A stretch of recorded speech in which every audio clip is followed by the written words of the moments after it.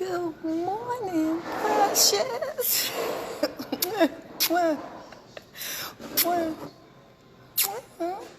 How you doing, baby? Happy Saturday. Happy, not happy. Happy Saturday. Calm down. There's nobody here. There's nobody. Well, it is one, but she way on the other side. So there's no one here but me.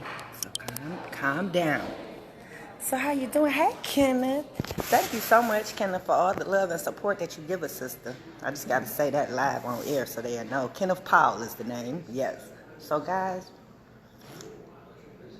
I don't know what time it is where you at, but it's about 6 a.m. where I am. And I am going to do coffee and conversation from here, California. I am at the Hilton. And it's about to go down. Today is going to be a different coffee and conversation, guys. I know normally y'all rely on me for all the parenting advice like I'm a guru. But today, I want to do something a little different. I'm bringing out all the paraphernalia today. We have the Motor City Radio mug. So if you guys do not have one of my mugs to sip out of, please get yours. Go to streetnoise.merch, I believe, is where you go to get it. But get you a mug, guys. And today I'm not going to do any parenting advice. Today I'm going to read you an excerpt from my book, Dysfunctional Family Knot, because I want you guys to get a copy. If you don't have one already, if you know me, you went to school with me, you used to work with me, if you related to me, get you a copy of the book. It is loosely around my life, and it's actually a good read. So I read the excerpt the other day, because I do story time on Motor City Radio. And I hope you guys had a chance to check out the show yesterday. We had Anthony Adams on. Y'all know he's running for Detroit mayor. So it was a good interview. It actually went overtime. The boys kicked me off, and they had their own little powwow. So it was actually a good show. So, guys, I'm going to do today something that I know it's raggedy. Something that I've never done, and that's read an excerpt out Dysfunctional Family Knots. And you can get your copy on lulupublishing.com. Yeah, you got to get you a copy.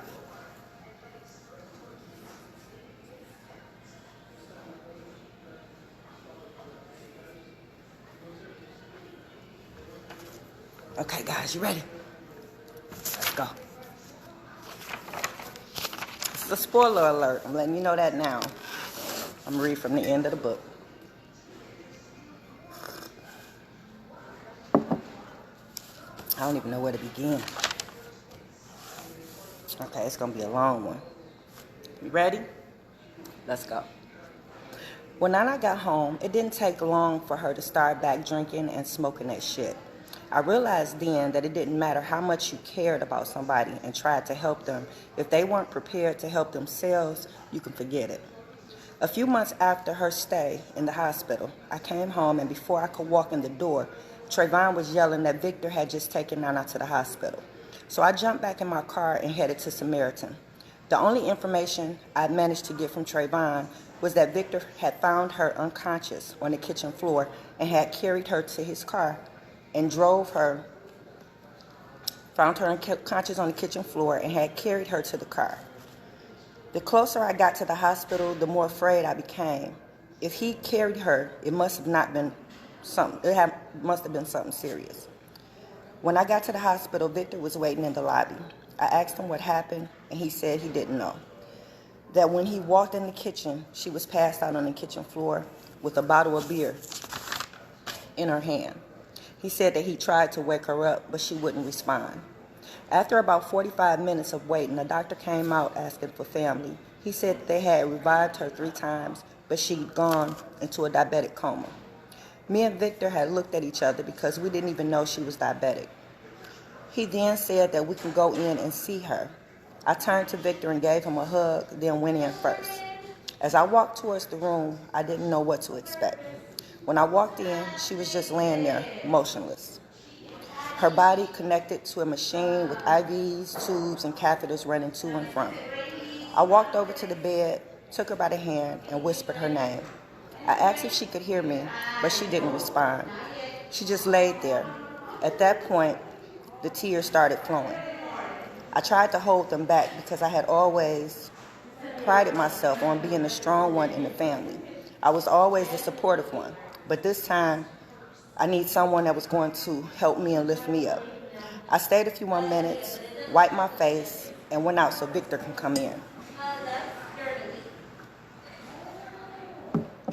After about an hour and a half, Grandma and Aunt Mona arrived. As others started coming, the doctor moved her into a private room to allow us the opportunity to all see her together. When we got to her room, everybody was quiet, just looking. After a few minutes, I couldn't take it, so I walked out to the hall. I was in denial. I couldn't believe she was dead. After watching her all those years, I still thought that she would live forever. She was only 35. I prayed to the Lord for a miracle. She was still hooked up to machines, so I prayed that she would come out of it. But the truth was, she was dead when Victor brought her in. She lay in the hospital for another 2 months before we finally came to the conclusion that she wasn't going to wake up. I spent a lot of time apologizing to her for all the things I said to her over the years. I knew she could hear me. It helped just knowing that I had the opportunity to say them. The Bible says to honor thy mother and thy father. I felt that I had fallen short of being overbearing because she was on crack. I used to raise my voice. I used to cuss at her. I would lose my patience whenever she'd do something I didn't like. I used to put her down and put my father on a pedestal, and I shouldn't have done that. She was there for me since day one. Even when he disappointed me, she was there to tell me it was going to be okay and that my dad loved me no matter what. I begged the Lord to forgive me for treating her like I did and to also forgive her for the things that she did that was not pleasing to him. On May 1st, 1993, my grandmother and Aunt Mona pulled the plug and my mother took her last breath. So guys, that was an excerpt from Dysfunctional Family Knot. I'm sorry I get a little emotional. Because this is my life. So when you get opportunity, go to lulupublishing.com and get you a copy. And also when you get a chance, go to YouTube. Subscribe to my channel, Shakenya, so you can get all the coffee and conversation. I'll be back in a minute, guys. I'm about to do my workout. You want to see? I'm out.